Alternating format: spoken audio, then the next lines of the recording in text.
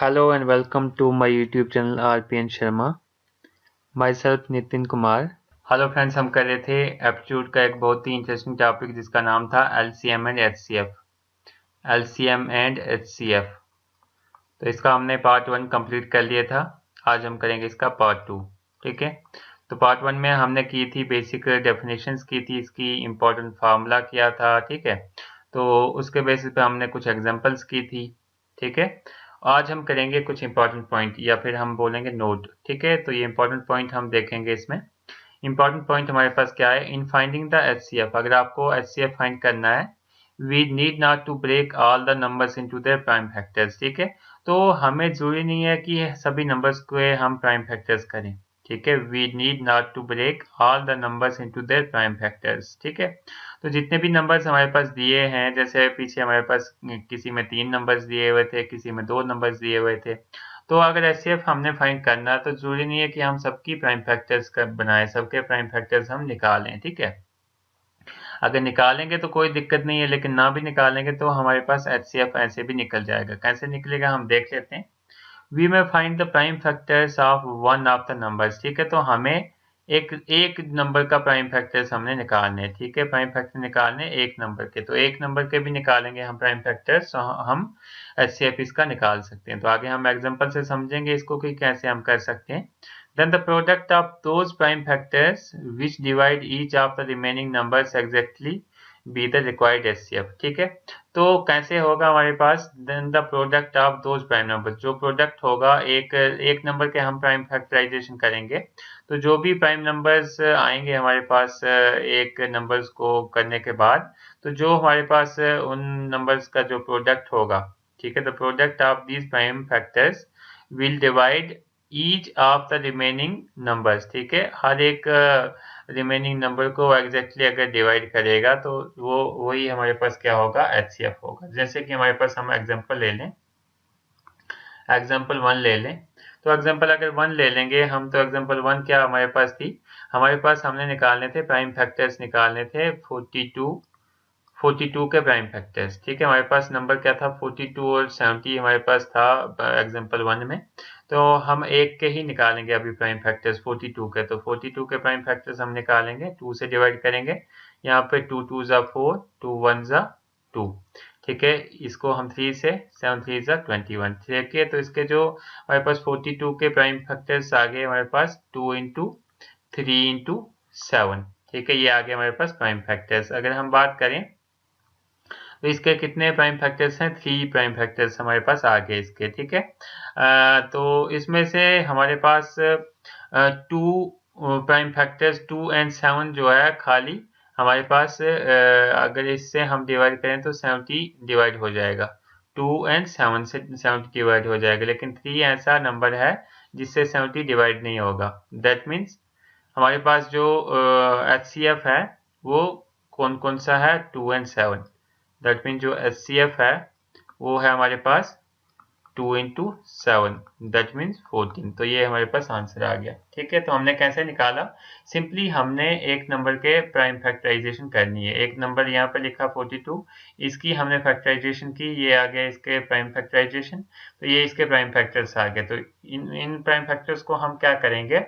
एक पहले सबसे पहले तो इसको लेंगे, इसको हम लेंगे, तो ये वाले नंबर को हम इस फर्स्ट वाले से डिवाइड करेंगे। एग्जैक्टली डिवाइड होता है तो यहाँ पे लिख लेंगे। ठीक है, उसके बाद 3 से हम डिवाइड करेंगे 70 को, ये डिवाइड होता है, एग्जैक्टली नहीं होता इसलिए हम इसको नहीं लिखेंगे। देन 7 है, इसको 70 को हम 7 से डिवाइड करते हैं, एग्जैक्टली डिवाइड होता है तो हम 7 लिखेंगे। ठीक है, उसके बाद 7 इंटू 2 इक्वल टू 14 हमारे पास आ गया HCF। ठीक है, वैसे ही हम एग्जांपल सेकंड देख लेते हैं जो हमने पीछे देखी थी।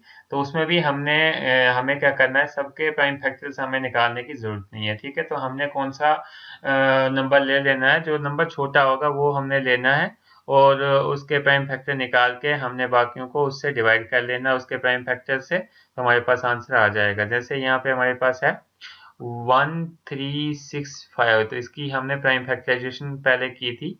इसके जो प्राइम फैक्टराइजेशन हमारे पास आई वो कितनी आई? 3 इंटू 5 इंटू 7 इंटू 13, तो ये इसकी आ गई हमारे पास फैक्टराइजेशन। ठीक है, ये क्या है, फैक्टराइजेशन है इसकी, ये इसके फैक्टर्स हैं। तो प्राइम फैक्टर्स क्यों बोलते हैं हम इसको, क्योंकि ये सारे क्या है, प्राइम नंबर्स हैं, ठीक है, इसलिए हम बोलते हैं इसको प्राइम फैक्टराइजेशन, ठीक है। तो अगर हम बात करें इसमें से, तो हम हमारे पास ओनली 4 फैक्टर्स इसमें है, ऐसे हैं, ठीक है, 4 फैक्टर्स ऐसे हैं जो डिवाइड करते हैं अदर 2 नंबर्स को। अदर 2 नंबर को भी डिवाइड करना चाहिए इन्होंने, तो 3 डिवाइड करता है इसको, 1560 को करता है, इसलिए हमने जो एचसीएफ लिखना है इसका, एचसीएफ इक्वल टू 3, ठीक है, 3 एक लिखा, इंटू 5 डिवाइड करता है इनको, ये भी 5 से डिवाइड हो जाएगा, ये भी डिवाइड हो जाएगा, दैट मीन्स 5 हमने यहाँ पे लिखा। देन हम 7 की बात करें, 7 अगर हम इसको डिवाइड करें 7 से, तो ये कम्प्लीटली डिवाइड होगा, नहीं होगा, तो इसलिए 7 नहीं लिखेंगे। 13 से अगर डिवाइड करें इसको इसको, ये दोनों डिवाइड हो जाएंगे, इसलिए 13 हम यहाँ पे लिखते हैं, ये लिखा 13, ठीक है। उसके बाद हम इनको जब मल्टीप्लाई करेंगे तो हमारे पास जो आंसर आ जाएगा वो आ जाएगा 195, ठीक है। तो 195 क्या हमारे पास एचसीएफ है इन 3 नंबर्स का, एक ये वाला नंबर, दूसरा ये वाला नंबर और तीसरा ये वाला नंबर, तो इन 3 नंबर्स का हमारे पास एचसीएफ है 195, ठीक है। तो आगे हम और भी एग्जांपल्स देखेंगे और मेथड भी देखेंगे, ठीक है। अगर ये वीडियो इंटरेस्टिंग लग रही है तो लाइक, शेयर और कमेंट जरूर कीजिएगा, और अभी तक आपने चैनल को सब्सक्राइब नहीं किया तो सब्सक्राइब जरूर कीजिए।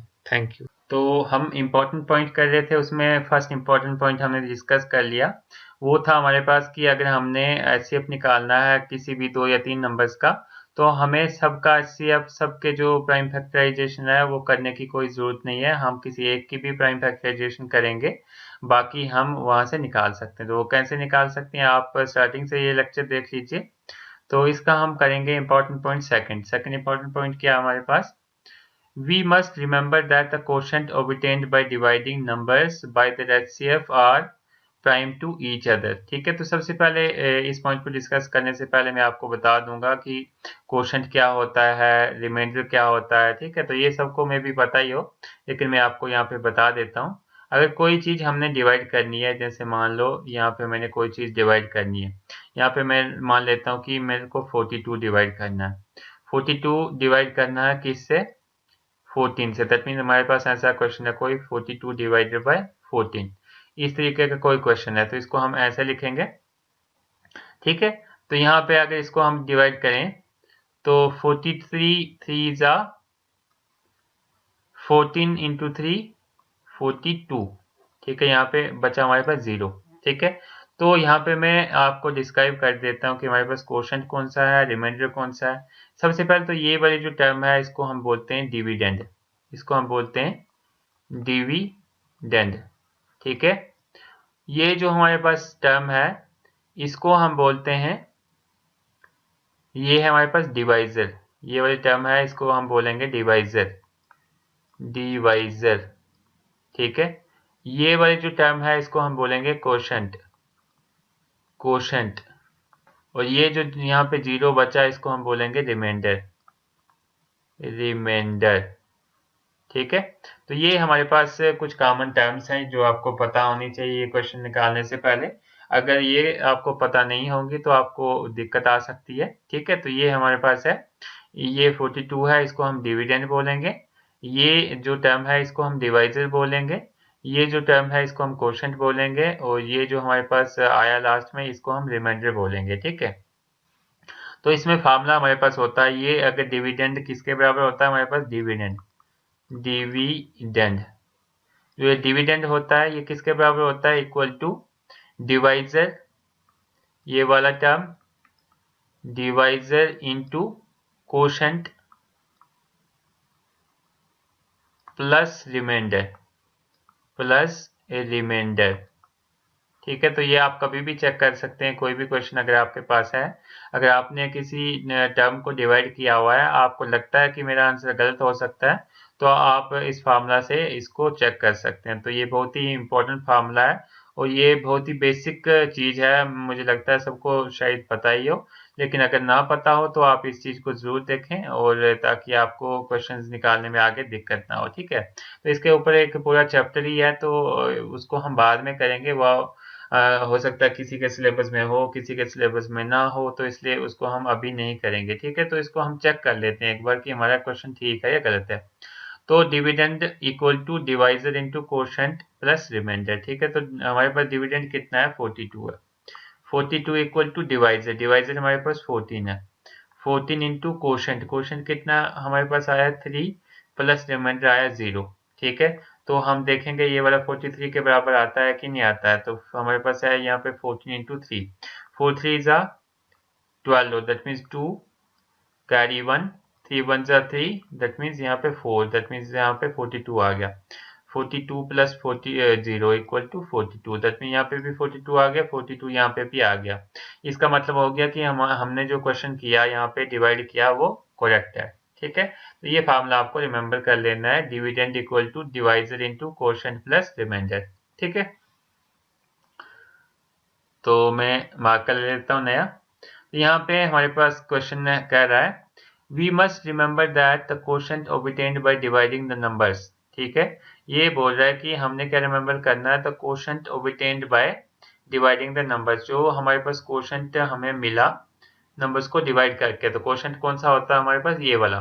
ठीक है, ये बोल रहा है कि जो कोशेंट हमें मिला नंबर्स को डिवाइड करने के बाद by their HCF are prime to each other, dividing the obtained by dividing numbers by their HCF।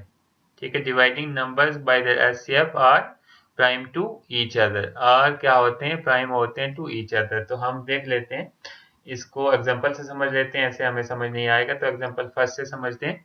हमारे पास है 42, 42 divided by 14 equal to quotient कितना आया 3। देन इसी में हमारे पास 70 था, 70 डिवाइडेड बाय 14 इक्वल टू हमारे पास कितना आया 5।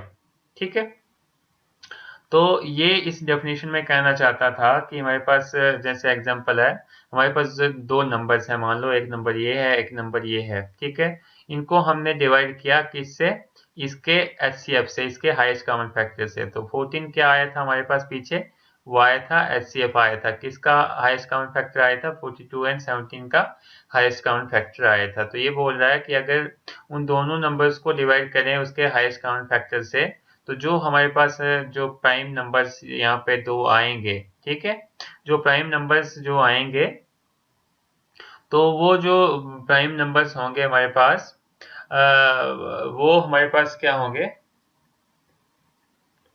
वो क्या होंगे हमारे पास, जो नंबर्स आएंगे वो प्राइम होंगे, प्राइम टू ईच अदर, एक दूसरे के प्राइम होंगे।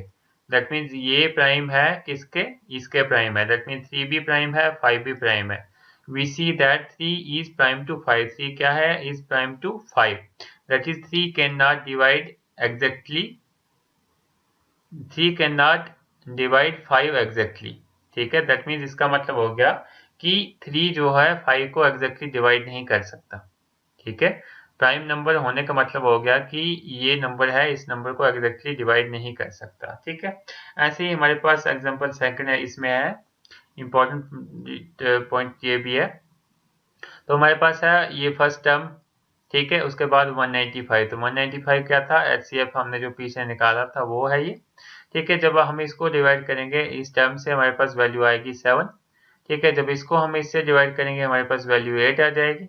जब इसको हम इससे डिवाइड करेंगे हमारे पास वैल्यू 9 आ जाएगी। ठीक है, तो इसमें हमारे पास 3 नंबर्स आ गए, एक नंबर ये, 2 और 3 नंबर्स आ गए। तो ये क्या है, are prime to one another, एक दूसरे के जो है ये प्राइम है। That is none divided by other, none divided the other. That means अगर हम डिवाइड करना चाहें, 7 से डिवाइड करना चाहें 8 को, 9 को, तो ये कम्प्लीटली डिवाइड नहीं होंगे।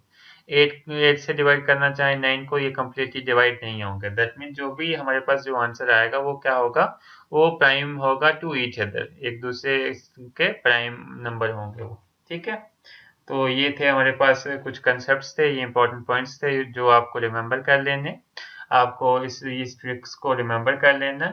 और आपकी मेरी आपसे रिक्वेस्ट है कि आप इस फार्मूला को जरूर देखें, ये बहुत ही इंपॉर्टेंट फार्मूला है और ये बहुत ही इंपॉर्टेंट ट्रिक है। ये मे भी सबको पता ही हो, लेकिन ये आपको रिमेंबर कर लेनी है। तो इसके बेसिस पे आगे और भी हम क्वेश्चंस करेंगे। इससे पहले अगर आपने चैनल को सब्सक्राइब नहीं किया तो प्लीज़ सब्सक्राइब करें, और आपको वीडियो अच्छी लगे तो आप शेयर भी कर सकते हैं। If you like the videos then like, comment, share and subscribe my YouTube channel.